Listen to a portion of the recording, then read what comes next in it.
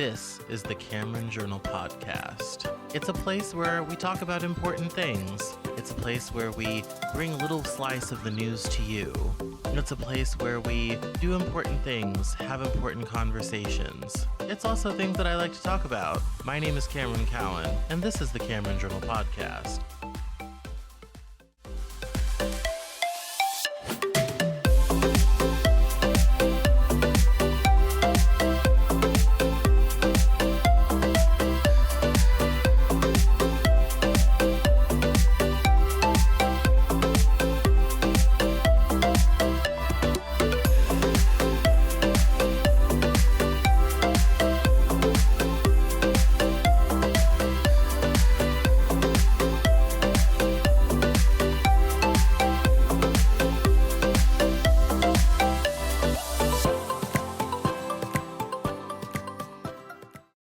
Today on the Cameron Journal Podcast, we are speaking with Terrie Lynn. She has written a new book called Why Did I Like You Anyway? And it's a book about dating, and it's insight into the dating minds of women and the complete disaster that is modern dating. In the little log line for the book, it says dating in 2023 is scarier than the apocalypse, and it's easy for women to complain about what's wrong with men. However, sometimes women have to look at themselves. So this is bound to be an interesting discussion. So welcome, Terrie, to the Cameron Journal Podcast. Thank you. Glad to be here. Excellent. So I wanted to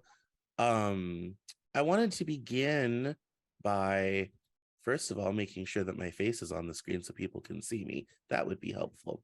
But I wanted you to start off, while I do that, why don't you tell us, there it is. Why don't you tell us a little bit about your book and what inspired you to write it? Okay, well, it's a book on relationships. What inspired me was I am a serial dater, and I never Mm. could seem to get a handle on what was going wrong in my relationships. And I felt like my type was all across the board. I've tried everything there was. And then after a while, you start to feel like you have to kind of start looking at yourself instead of looking at what other people are doing. And so I just kind of started, well, I've always been that person that talks to, other women and get their feedback and their stories. And a lot of stuff sounds familiar that most people really don't look at themselves. They just look at the other person. And after you start looking at yourself and find out that a lot of it boils down to how you feel about yourself is why you keep getting the same outcomes. But yeah, it's like all my dating experiences that led to this book.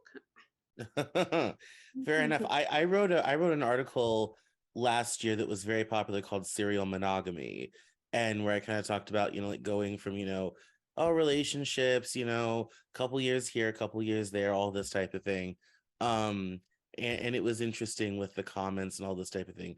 This obviously has been a subject. I don't know how active on social media you are, but on social media, this is something that is talked about almost daily in Yes. terms, like it is a huge thing. So when it comes to, I guess, self-reflection on the relationship situation, what is your message to other women?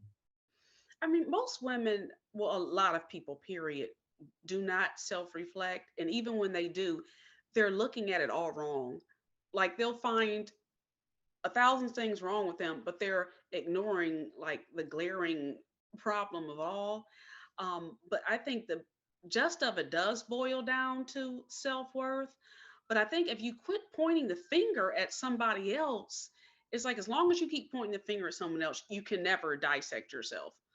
Like you will never get it. But that's where most people do. It's men are dogs. Men, it's all based on them. And even when you hear these conversations, it's still in the same direction that men are, what women think and what they're supposed to do. Women are the same way. And then you have a lot of misleading information like books on how to get a man, how to keep a man, which there's really no foolproof, there's no blueprint for that. So even in reading that, and you're not dealing with the same man that they're dealing with, you're still not going to get the results that you want. So it still comes back to you.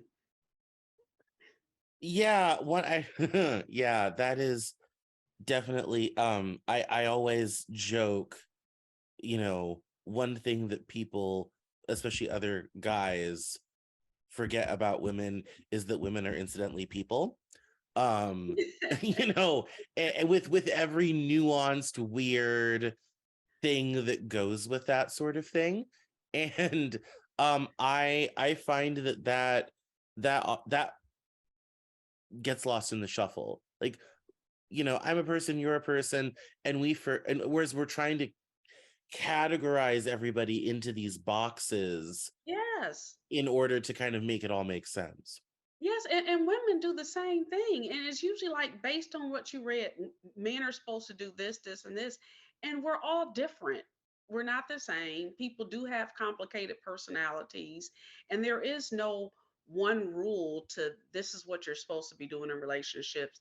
And if this is what this person is doing and you're not doing that or he's not doing that, then something is wrong, Yeah. or something's wrong with her. It's and then I think the terms we use these days are inappropriate. Submitting and men being the leaders and women being strong. Like the terms are just taken out of content, which doesn't help our relationships either. No, no, certainly not.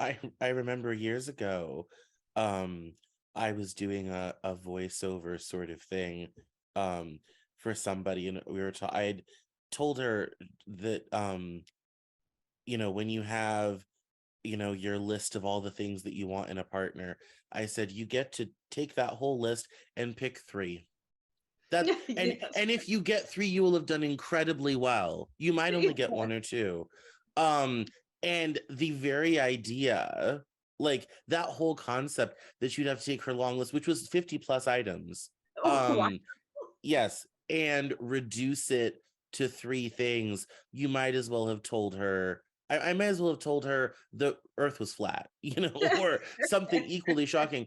Because she just could not. She's like, it's like, well, why do I need to give up on any of this stuff? And I'm kind of like, because it should matter about the connection, not, does this person check this whole laundry list of items that I've decided I need in order to have a fulfilling relationship? Like, that doesn't make any sense to me. It doesn't, and they have to think about where do they fit in with this. Right. It's like sometimes we're labeling all the things that another person have, but we don't even match these items ourselves. And the relationship can't be all about everything for me, everything to satisfy me, everything that I need. And I think there is this notion that the job of the man is just to satisfy his woman, like that happy wife, happy life. Well, what about the other person? Yeah. It's like there's no concept. And to me, I'm like, don't put a list of all the things that you want. Just put a hell no list of the things that you won't tolerate. And all the rest of it you can work with. Yeah. No, I think there's definitely something. I think there's definitely something to that. What I want to get your perspective on this. I think online dating has completely broken the dating market. I've written about this, many others have. What's your take on that? My take is that it just seems like, well, especially with the free apps, it seemed like the majority of the women on there are serious, and a lot of the men is just like a meat market and another place for them to meet women and have sex. Now, the paid apps, it seems like both parties are a little more serious. So I think that's a better way to go. But one thing I think women, just from a lot of women I talk to, just because their profile says one thing, it's still the same as if you met them in person. You have to have a moment to make sure that what he says is true, that Hmm. he matches a profile. You can't still like, okay, well, all these 10 things checked off, so we don't even have to talk about those. We can start from there, and work our way forward, which is making the relationship go super fast. And you don't even know who you're dealing with. It's like you can't, online dating doesn't cut out the middleman. You Yeah. still have to go through the process of dating. Just look at that as just an introduction. just to start conversation.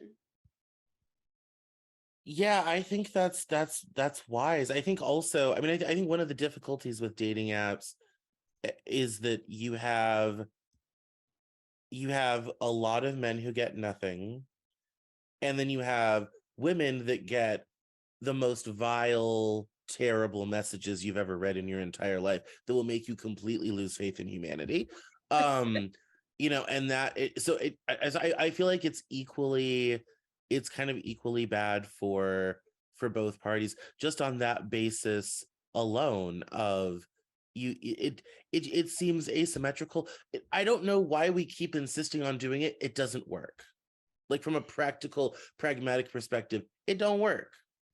Well, I mean, I think the where they thought it was a logical idea, because you figure you have a lot of people who don't go out, don't know how to meet people, don't have any friends to introduce them to someone. So that's kind of like a meeting place where you can start meeting a person, but it's still, you have to just look at it after everything you've read online, no matter how many times you've communicated online. When you meet this person in person, which needs to happen, because I don't understand people dating online for a year and you haven't even Zoomed or FaceTime, is crazy. No.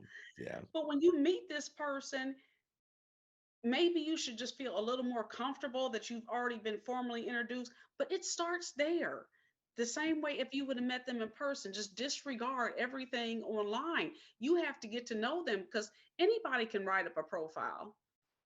Anyone can make, stuff up. And then just because you two match on paper, it doesn't mean you're still going to have, like you said, a connection. And so I think a lot of times when you Yeah. see that on paper, you're kind of forcing a connection, like, who, I finally met somebody, but it's not real.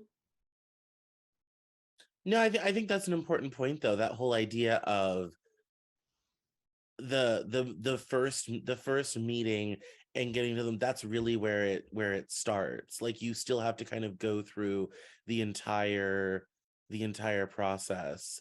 Yes, the entire Yeah, process.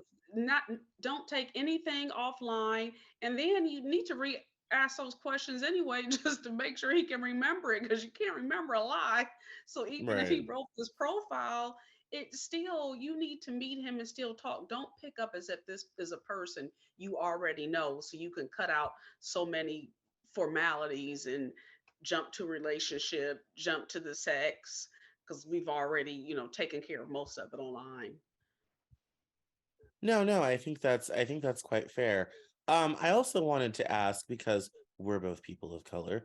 Um, what is a lot has been said by a lot of rappers and a lot of radio shows about sex and dating in the Black community. Um, It's a what mess. yeah, I mean, what's your take on that? Is it good? Is it bad? Help? Like, what do we do? Hell, I think it's more difficult. I think black relationships are more difficult, just for the fact it's like, women, when we start reading our books, not including mine, but I'm saying, if you're reading books that are written by white women about what a man should be bringing home, and how how he should wine and dine you, and what you shouldn't have to pay for.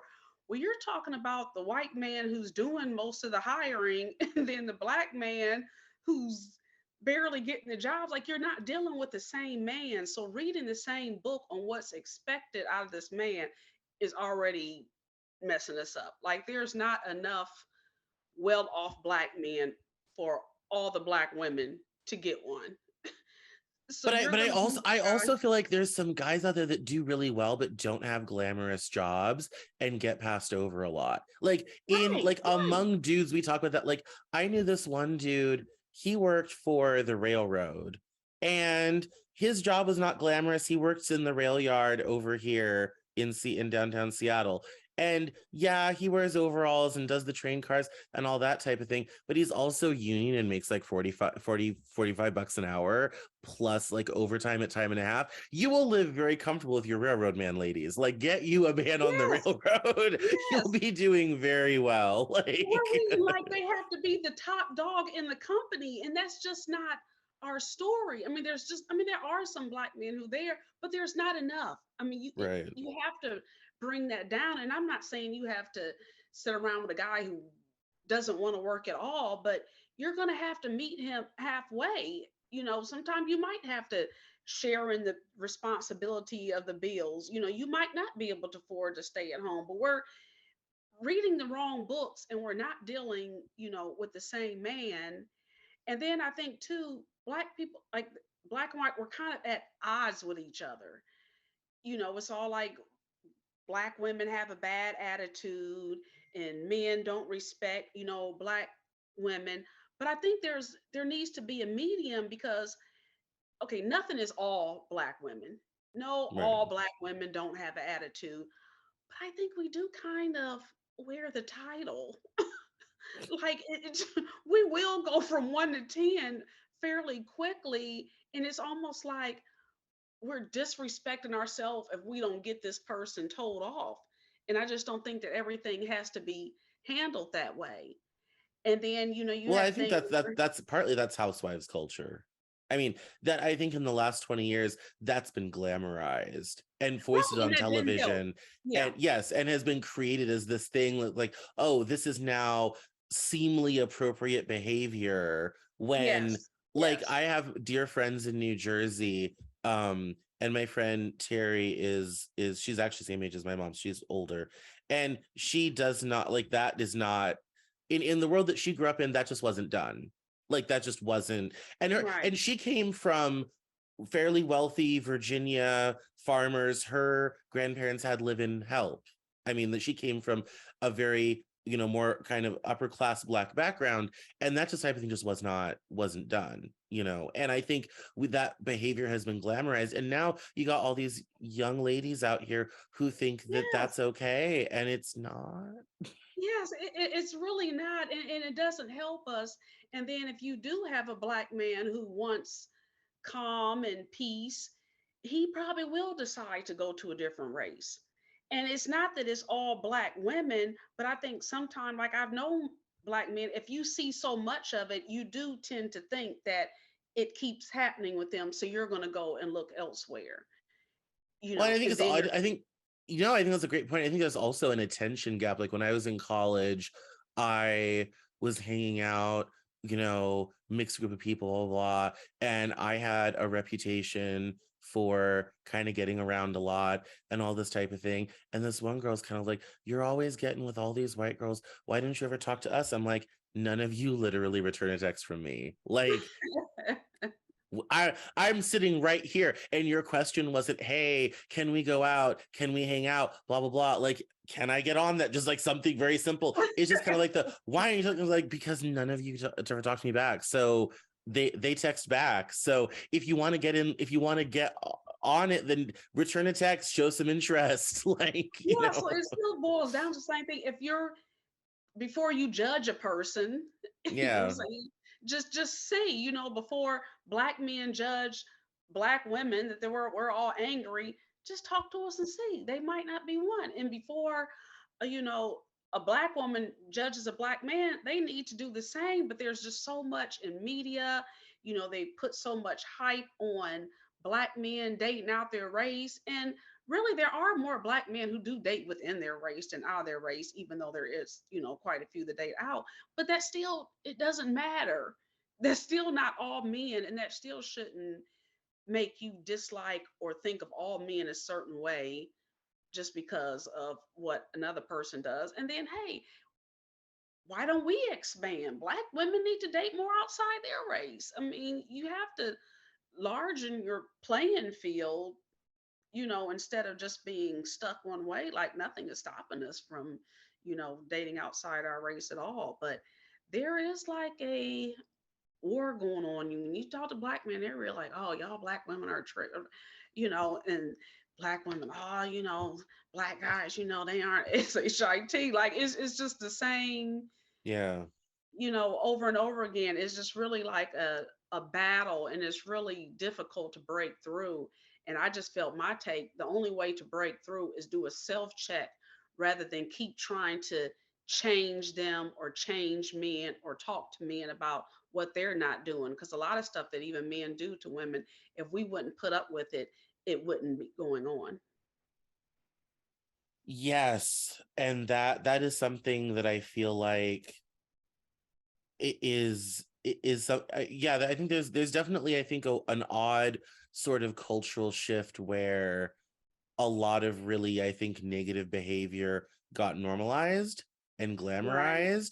And now we've had about two generations of people where that, especially in the Black community, where like that's been the norm now. And and now to me, I look at it now, it's like it's a matter of both sides. It's kind of like like people forget, like my father is 76. When he was born, African Americans had the lowest divorce rate in the country, lower than white people. Yes. He was born in 1943. Um, I'm sorry, 47. And in his lifetime, it's now like incredibly normal to have children with no relationship commitment, which Yeah. I mean, and that was my, in full disclosure, that was my mother and father. They dated for a year. It was the 80s. Things were crazy. I'm the result. Their relationship did not work out. um, and so, like, yeah, and I didn't meet my father until I was 23. So, like, I'm at the front lines of the problem. Like, I get this, where this comes from. And I like that, like even like when my father did, he was in his 40s when I was born, and all this, he was twice divorced by that time, all this type of thing. And he better not listen to this. I'm putting his business all out there. And all this sort of thing. And but back then it was still like weird and odd. Now it's so normal. Like Normal.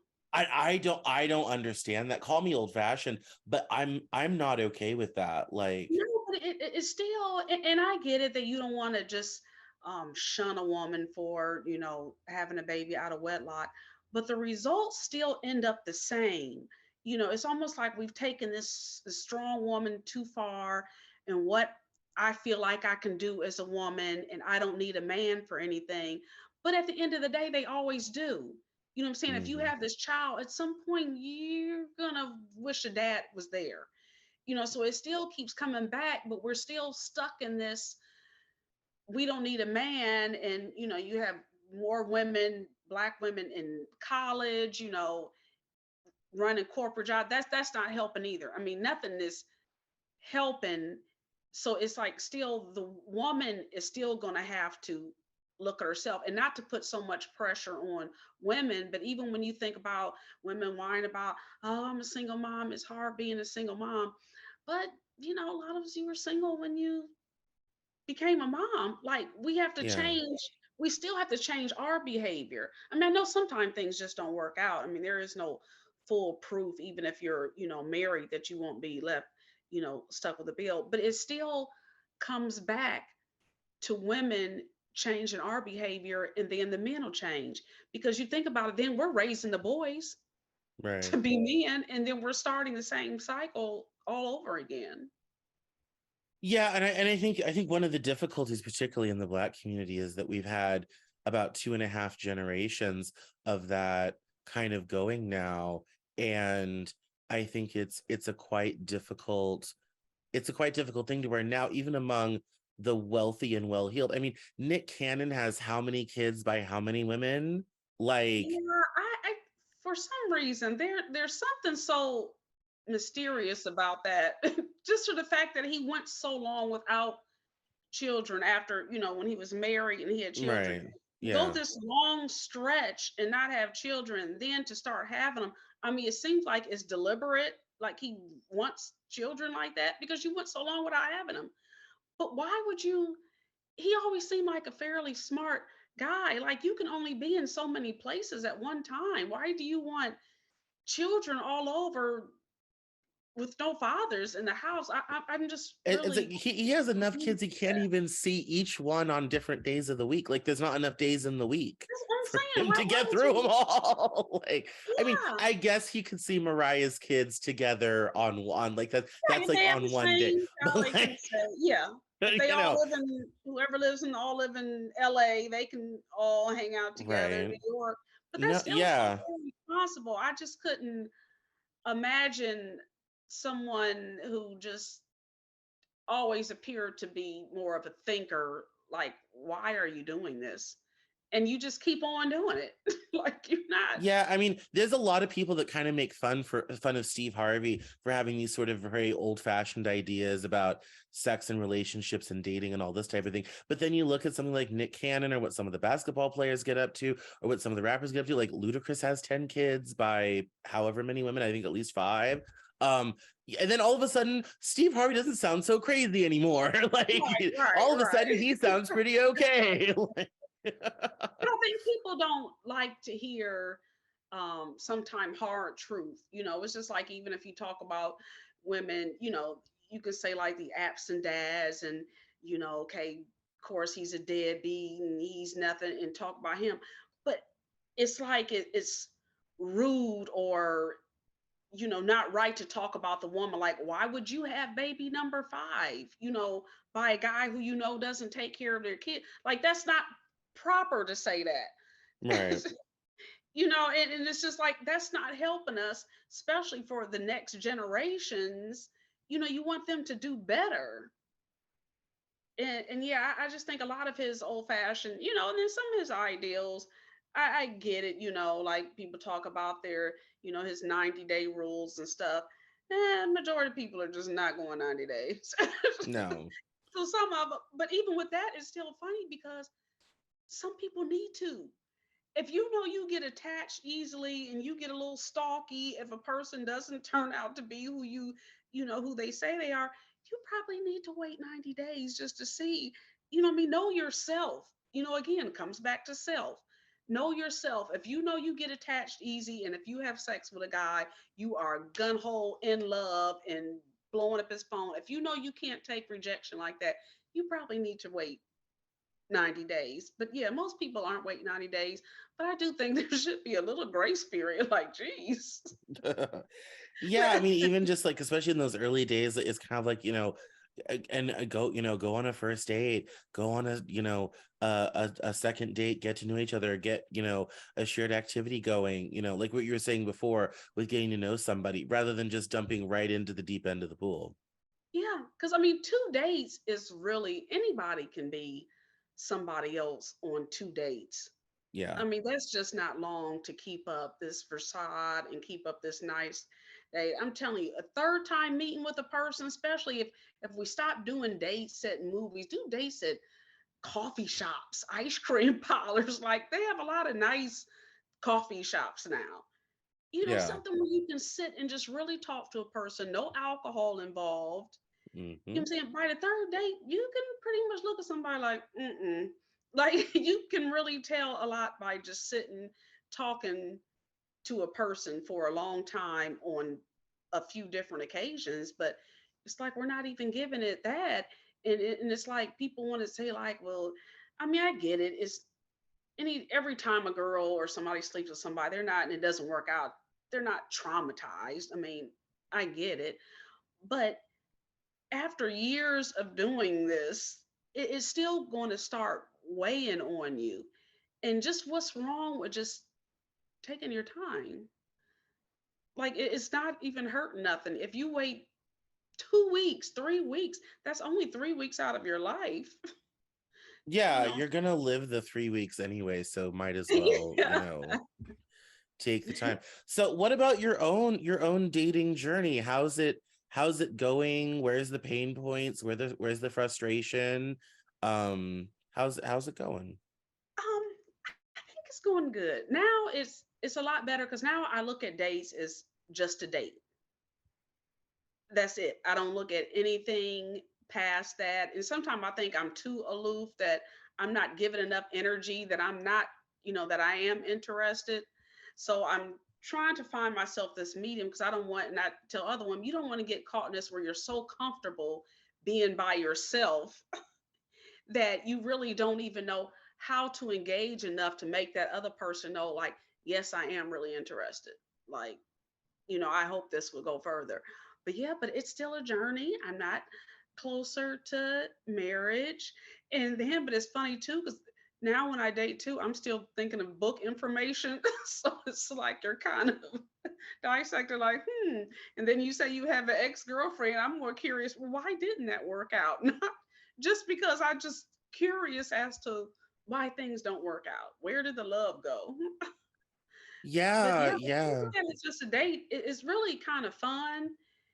And then I even now, like, sometimes I'll invite a guy out. It's not all about just me and a free meal and take me Oh, and out. by the way, women like men are, I can say this pretty universally. Men are very open to women asking. Like, we're not weird about that. Like, please do. Like, shoot your Yeah, shot. I'm telling you, it makes it fun.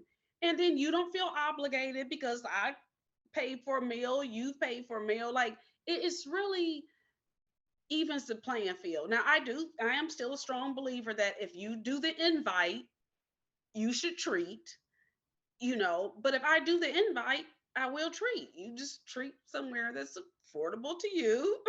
Right. But it does, and it helps you become better acquainted and friends, because it's not like this guy sitting up here like, okay, it's $75 for dinner this date. The next date is, another 75 for a girl who might not even like him, Right. or it might not even go anywhere. So if you Yeah. are interested, what's wrong with, and then even if you just invite him out, come on, let's go get some coffee, or let's go get some ice cream. I mean, it doesn't have to be fancy stuff, but it's just to show that you're interested without all about me, and take me to dinner and bring me flowers. And I just Yeah. think that And it can, I think it also gives people a chance to um kind of show them, their lifestyle, where they like to go. That's why I'm a big fan of, like, meet for a lunch, meet for a brunch, and yeah, take them to a place you really enjoy eating at, or a place that you want to try that's maybe in your neighborhood, all this type of thing like that, especially in bigger cities when traffic is an issue. Like, because someplace around the corner sort of thing. Yeah, I mean, I think that's also a good way to kind of, see what their world looks like, because you can learn a lot by that. yeah, it's really more intimate because usually dates. I mean, I was so used to dates are always after, evening, alcohol involved. And Hmm. it's like, can we cut out the alcohol? Just just no alcohol, and you can really build a friendship. So even if things don't work out, it's like, okay, this person, okay, he was cool. He was a good guy. There's no, bad blood or anything. You can still like look out for each other in business, or, something else down the road. But yeah, just the going out late night and the alcohol, it's just pretty routine. And a lot of times the woman is already thinking what he's thinking after a Right. few drinks, which a lot of times they are, sometimes they're not, but a lot of times they are drinking alcohol. He wants her to loosen up. He's getting his chest out, and just the nights end up the same. And I think that's especially important to be mindful of, in like post 30s dating environment. I'm 35 next month. And one of the things I wrote about um last year is I was kind of like, it's like, where, it's like, there's a lot of us out here. It's like, I'm in my mid 30s. I'm a full-time artist. I run my own business, all this type of thing. I am busy and tired. So it's like, please, for the love of God, do not call me at 9:30 asking to go out for drinks. Like, I just got done working and off the phone. I'm ready to wind down, but that does not necessarily include leaving my house, like, especially on a weeknight. Now, on a Saturday, you might woo me out, but like on a Thursday, no, that's not going to be a thing. And I feel like that, opening up those options, especially for the when you're dating over 30, is so important. It's like we're not in our 20s anymore. Everything doesn't have to be all vodka and Jägermeister. Like Yeah. we can just pop around the corner for a coffee, sort of thing, and It was almost and like be this good. dating culture that it has to be in the evening. It has to go through the, late in the night. It has to be alcohol. It's just like, why don't we change that? I mean, I just think that whole shift would help dating so much more. I mean, it would even help guys if they, want to always talk about women just wanting a free meal. Like, I mean, I get it, what they're saying, but I get women who do just use men for a free meal, but we can cut all that out. Coffee and ice cream. Yeah, no, I think that's a good idea. That's a good idea. I'm a big fan of activities too. Putt golf, going to a museum, Yeah, stuff like yeah. that. Like I'm a big fan of those as well, which I think can be a lot of fun. And also a lot of those are very inexpensive. They'll be cheaper than dinner, Right, right, especially at today's right, food prices, like with right, inflation. right, Like a lot of these things will be like you'll come out money ahead. So right. yeah, absolutely. And you've gotten to know the person, Yes, and the you've got real a chance person. to bond, do something together, sort of, yeah, absolutely, absolutely. What if there was kind of one main takeaway from your book, what would it be? Knowing your self-worth, I think that's the most difficult thing to identify when you're suffering from low self-worth or low self-esteem. Yeah. I mean, that's what I'm hoping that when women read it, they can identify. Because I tried to break it down. Because sometimes you can't just say, you're suffering from low self-esteem, you're suffering from low self-worth. It's still hard to pinpoint. It's like almost a light bulb has to go off. So I was just hoping that with all the different scenarios, they can see their behavior. And then it's like I try to give like a lot of different reasons a person does something because everybody's different. And so if you can see yourself in this, and something might go off like, hmm, yeah, I do that. And why do I do that?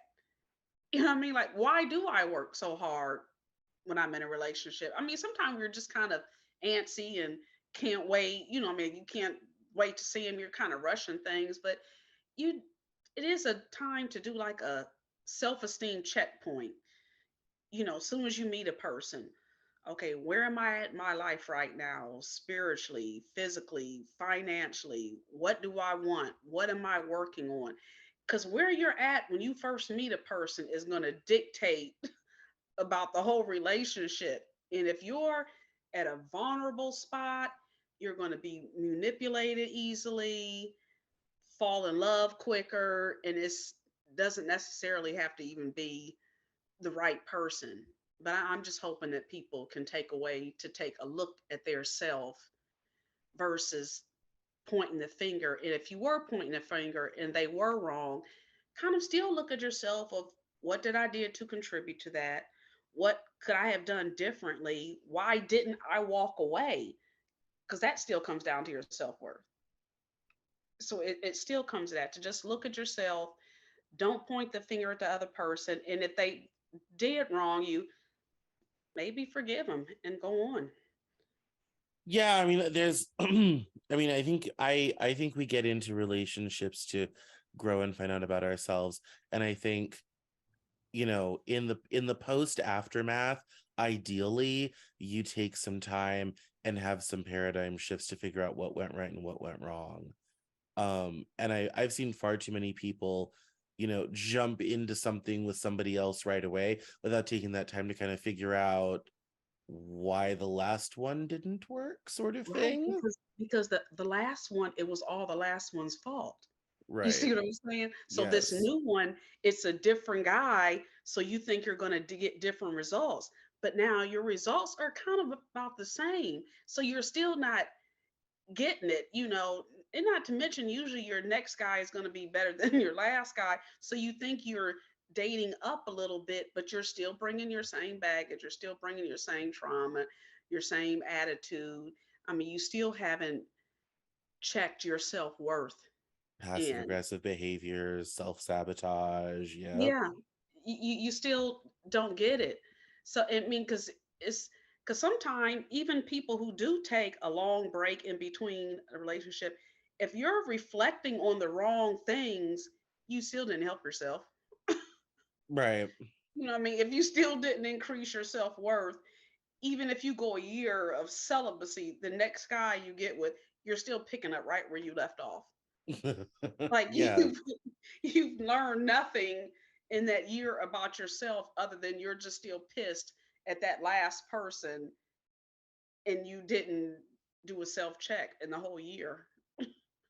Well, I would say your book is the perfect way to make sure that we're all checking ourselves and making the necessary improvements to find something happy and fulfilling. So I it know, but sounds you very know, it's exciting. funny.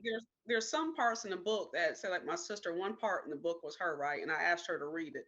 She's Mm. reading, and she's like, "Oh, girl, who is this?" I was like, "You." You. That must have been a fun conversation afterwards. And she was like, "No, it's not." I'm like, "Yes, it is." Like that didn't jump out at you. Yeah, so it is. Yeah. I mean, the temple at Delphi had two inscriptions, the most well known of which is "Know thyself." Was written over over the entrance of the temple at Delphi, and that yeah, that is that's I think the greatest challenge we face is to truly know ourselves.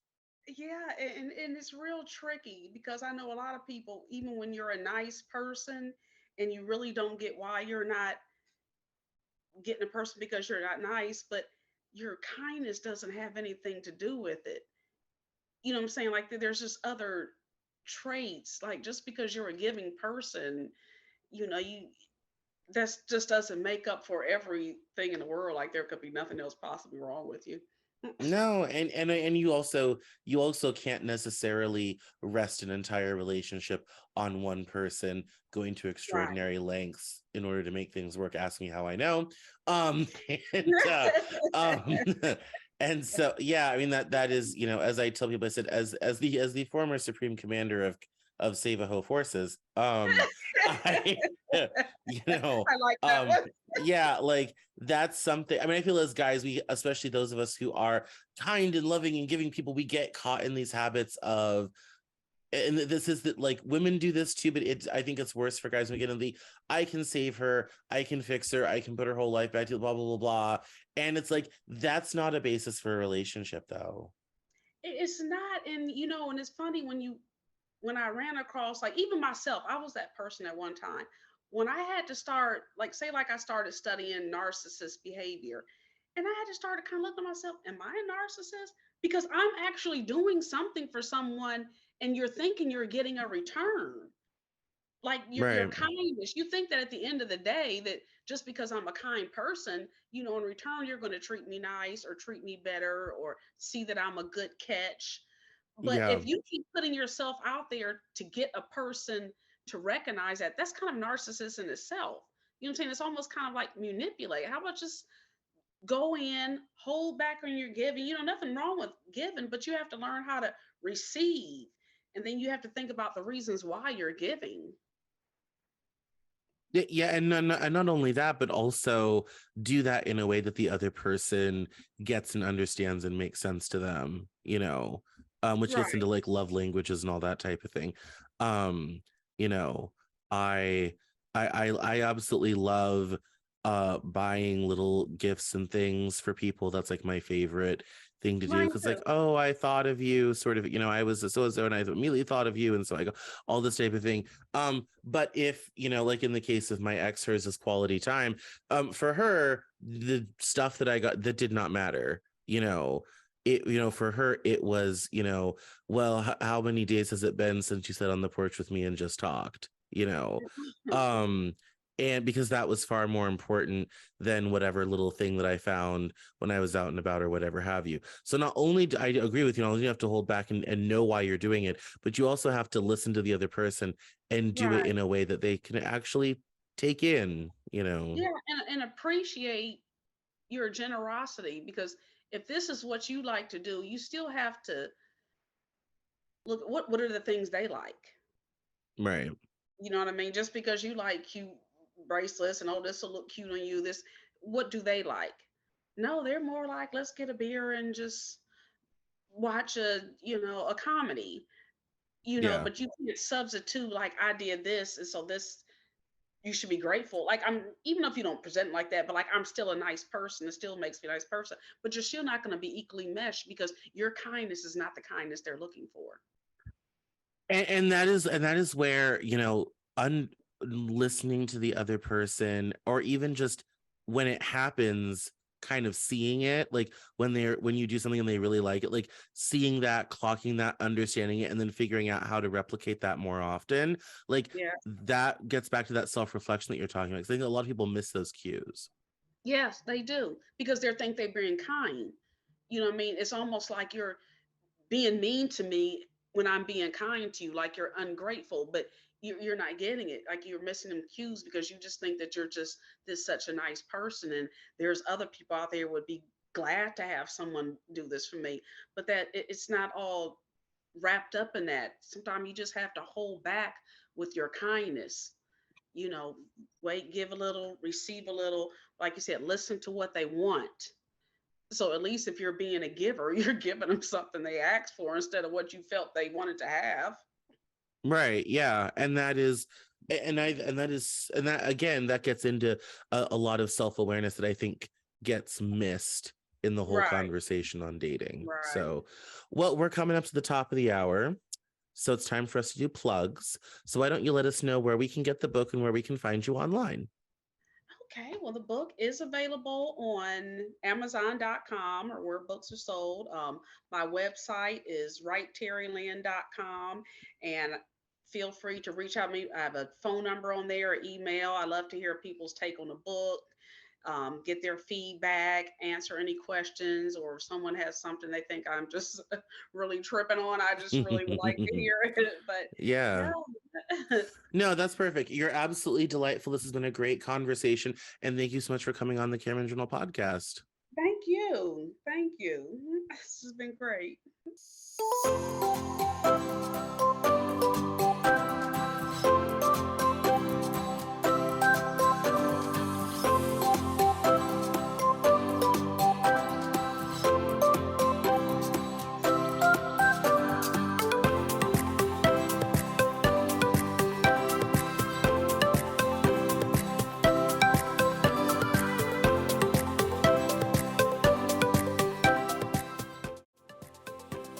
That's all for this episode of the Cameron Journal podcast. Thank you so much for listening. Visit us online at CameronJournal.com.